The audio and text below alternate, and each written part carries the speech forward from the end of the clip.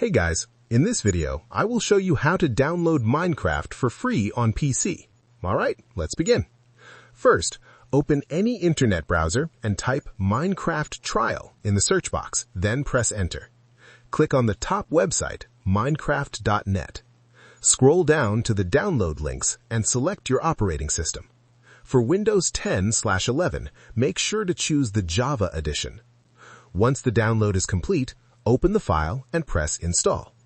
After installation, sign in with a Microsoft account that has not played Minecraft before. If you don't have one, create a new account. Once signed in, the Minecraft launcher will appear. Click Sign In again, then select Play Demo at the top.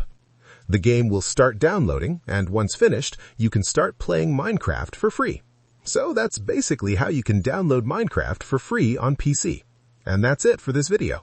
If you find this helpful, consider subscribing and giving this a big thumbs up. Thanks.